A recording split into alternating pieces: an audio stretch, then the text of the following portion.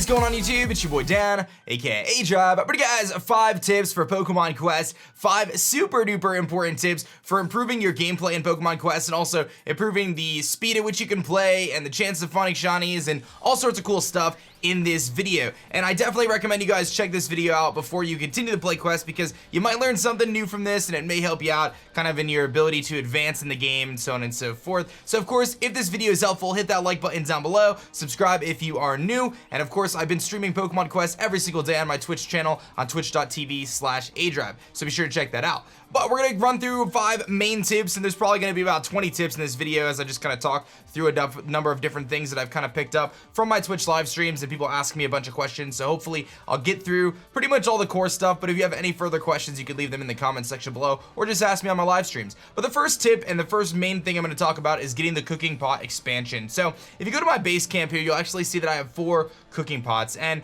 having those 4 cooking pots helps out so huge, because I can cook 4 Pokemon at once instead of just 1, or at least attract 4 Pokemon. I'm not cooking them. I'm cooking the ingredients to attract the Pokemon. So by having these multiple pots here, not only am I increasing the chances I get a shiny, because I'm gonna call in more Pokemon in general, I'm also increasing the chances that I get something really good that I can use in my team. I'm also increasing the chances that I can get other smaller level Pokemon or lower level Pokemon that I can use to train moves and train levels and things like that. So a lot of people don't realize this, but you can click this little blue button here in the top right corner, and that's going to take you to the store. And then there's going to be additional content down here. If you go here, you can spend $30 to buy the Expedition 3-pack bundle. Now, I hate to start this video off recommending that you spend money. That's entirely up to you. And I have a lot of people saying, aDrive, should I spend the money on the game? Should I spend 30 bucks, or should I spend 10 bucks, or should I spend any money at all? And my answer to that is it's up to you. It really depends on how much you're gonna play this game and what you want to get out of the game.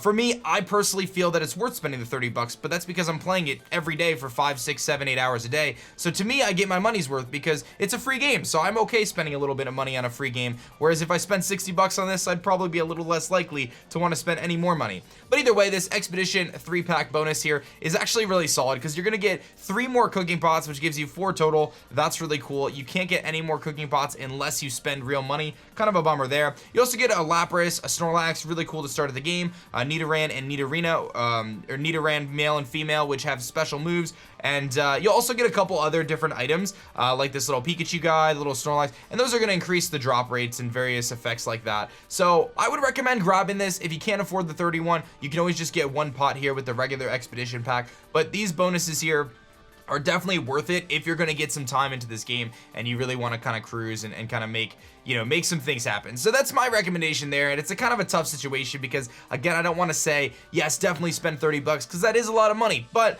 it definitely will help in your process of trying to get through this game. My second big tip here is to use recipe guides. I put a lot of time into putting out a recipe guide for you guys on my channel. You can check that out. I'll put the link in the description. I'll also put the thumbnail here, so if you want to check that out, feel free to. But don't just aimlessly drop ingredients into the pot. Now, when you're first starting, that makes some sense because you'll get some mulligan stews and stuff like that, but it's good to have a goal. When I play, I set myself a goal for the next couple hours of what objective I'm trying to kind of accomplish. Am I trying to beat a certain level? Am I trying to evolve a certain Pokemon? Am I trying to train up a certain Pokemon to have a different move set? Using your recipes and using specific kind of targets is super duper important. So don't just throw a bunch of ingredients in hoping you're gonna get a good Pokemon. Like for me, it was really important for me to try to find a different move on my Golem for a little while, as you see him kind of hopping there in the background.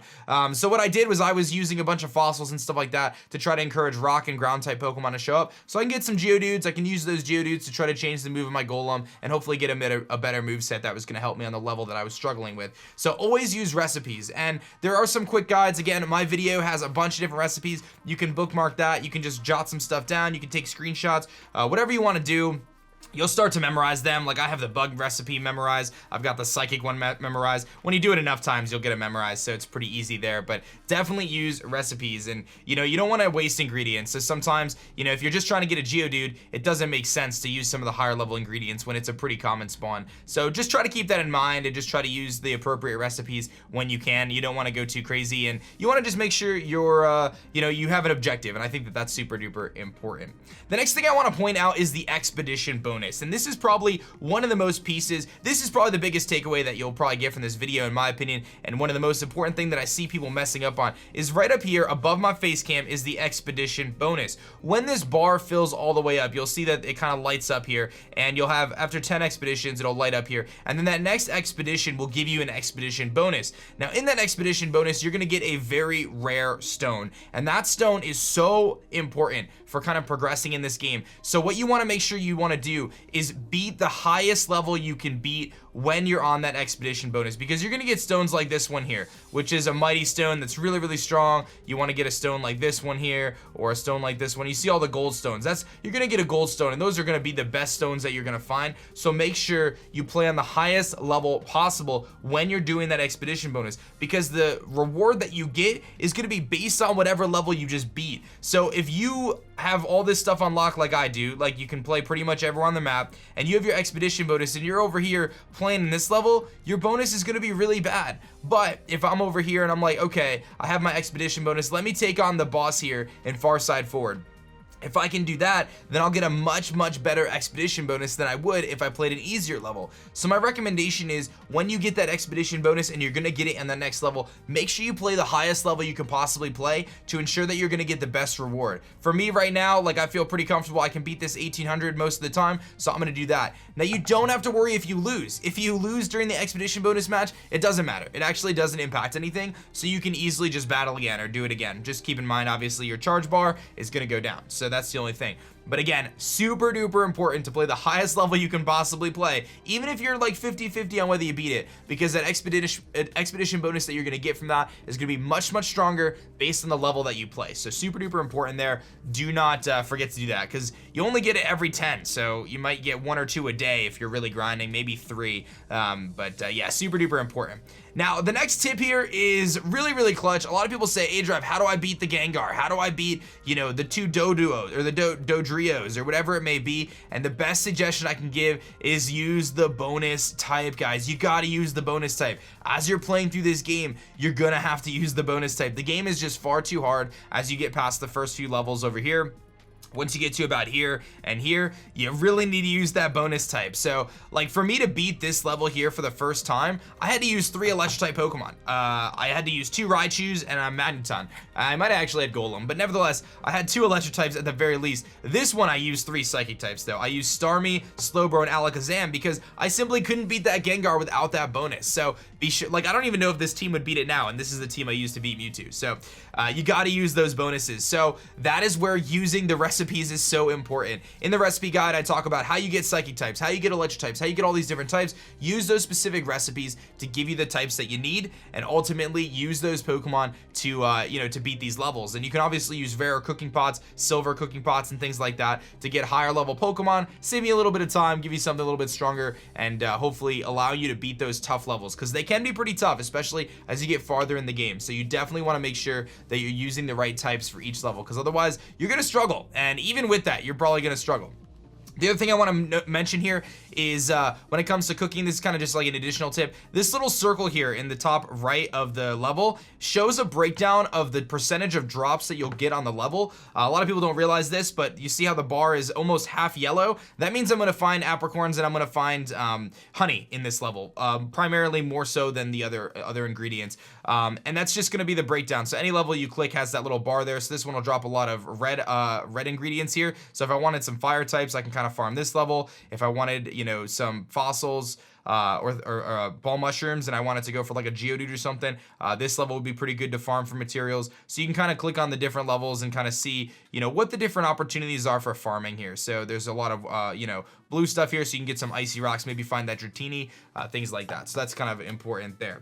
The next thing is you're gonna want to be mindful of I guess this is going to be our last tip here, the last main one. Like I said, I knew there would be a bunch of tips in here, but we're going to talk about bingo bonuses, and this is something that I think kind of gets lost. A lot of people don't realize this, and it's something that's actually really important. So and I'm also going to talk about using the right stones as well right now. So I have my which is my Victory Bell, of course. And Victory Bell here is rocking a bunch of different stones, and I haven't updated them since I got some new ones, so don't mind that. But a lot of times you'll say, okay, I have this 641 power stone here, this mighty stone. This is really, really good, but it doesn't have any bonuses. A lot of times it's more important to have bonuses than to have a more powerful stone. So for example, I've got this 449 on here, and this one has, that's not what I wanted. This one right here, this is a really low stone. It's a 298 in comparison to some of the ones I have now, but it has hit healing on it. And hit healing is one of the best attributes you can get on a stone, because it means that you're gonna get a healing bonus every time you make contact essentially with the enemy. So you're gonna heal up a lot faster, and you don't have to rely on healing moves. So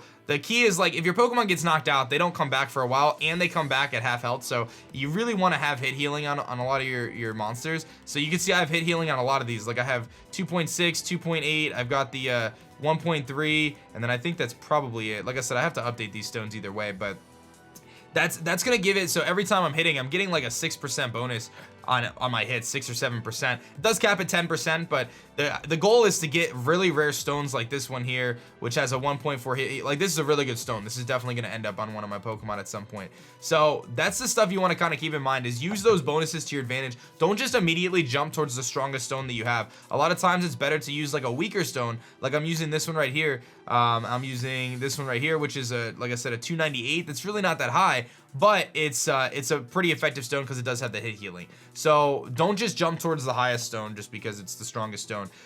You know, sometimes I do just use the strongest stone. Like, I've got like this 481 here. You know, I'm gonna swap that out and throw this 515 on it because I don't really have a ton of the sturdy stones that are that good. So to me, that, you know, it makes sense. But even this one right here, this one's actually amazing, dude. This sturdy stone's great. 495 with a hit healing bonus and a natural HP healing, so I'm gonna get healing outside of like the battles. That's super clutch. So I could actually use that stone right there, and to me, that little bit of drop off isn't worth, like, I'd rather have that little bit of drop off but get the hit healing and the other bonuses than have a little bit stronger of a stone. So play around with it, be experimental, but that's kind of a big tip there. And then the other thing I want to point out is the bingo bonuses, which are these little lights over here. These Pokeballs will light up when you get bingo bonuses. So I have 1 bingo, 2 bingo, and then 3 bingos going down. So a lot of times, depending on where like when you get a Pokemon, they may have different slots filled out, so you may not always be quick to get a bingo bonus, but you want to get those bingo bonuses as soon as possible. So look for Pokemon that have them already filled out or more likely to fill out. So like this one, I'm gonna get my 3rd bingo pretty soon once this Magneton fills out, because I'll get this row here. And then for my Golem, I think I'm a little farther off. I probably only have 2 bingo bonuses, but the bingo bonuses are gonna, yeah, so this one's like kind of bad, right? Because like, I'm not gonna get a 3rd bingo, whereas on the other one, I'm gonna get my 3rd bingo on 1 more level up. This one, I'm gonna level up and I'm not gonna get a 3rd bingo yet. So, and they're all pretty close to the same level. But those bingo bonuses are gonna show by the lights over here, and you're gonna click this little magnifying glass up here, and it's gonna show you what those bingo bonuses are. So my ground moves are gonna be increased by 15. My normal moves are going to be increased by 10, and my knockback distance is going to be reduced by 10. So you can kind of use those bonuses to kind of, you know, form the team and try to understand what the, you know, what the benefits are going to be for each individual Pokemon. Like this one here, my electric moves are increased by 5%. I can't be poisoned, I can't be paralyzed, so that's pretty nice. And then this one's actually really good with my Victory Bell here. Victory Bell having a reduction to wait time for your grass type moves. So I have the wait stone, so my vine whips happen really fast, and then I have a resistance to poison, and my critical hit percentage goes up as well. So a couple different things there. So definitely keep an eye on your bingo bonuses and try to fill those out. They can be really, really beneficial for your team, and you can see all kind of your bonuses here. So I have a 6.1 hit healing here and stuff like that. So you can kind of see all the bonuses you're getting on each Pokemon, so you can kind of make educated decisions on what you want to do. And the last thing I'm going to point out is be conscious of whether a Pokemon has 1 or 2 moves. You might initially think that having 2 moves is going to be actually better, but that's not actually the case. A lot of times it's better to have just 1 move, even if that move is a supporting move. In the case of like this Magneton here, it's really effective for me because I have this, I only have Thunder on it, and a lot of times you'll run Supersonic, but I only have Thunder. I tried to get Supersonic, couldn't get it, so I'm rocking Thunder, but I'm able to run 2 Whack Whack stones on it. I'd probably run a 3rd. I don't know if I have a 3rd, but I'm able to hit like multiple times with this Thunder, which makes it really, really powerful. In the case of a Golem, if you have a Golem with only Harden, that could be really, really useful because you can give it sharing stones or effect boost stones essentially to kind of increase it. So basically, if you only have 1 move, you can add 3 stones to kind of benefit that 1 move. Whereas if you have 2 moves, it can be spread out different ways. So you can only have those stones affect certain things. So a lot of times, 1 move is better than 2 moves. So keep that in mind. You know, it's not always that 2 moves is better, because that's definitely not the case. So hopefully this video video was helpful. I tried to cover 5 core tips, but I knew that there was a bunch of other stuff we were gonna cover in this video. Hopefully it was super duper helpful for you. Hopefully you guys are having as much fun playing Pokemon Quest as I am. Hit that like button down below, subscribe if you're new. If you have questions, again, throw them in the comments, or just find me on my Twitch stream, as I do stream Pokemon Quest pretty much every single day. That's gonna be that for me, guys. My name is Dan. I also go by aDrive, and I will catch you guys next time. Peace. Thanks so much for checking out my last video. If you like that one, you'll definitely like this one, and be sure to subscribe for more as I post Pokemon videos every single day.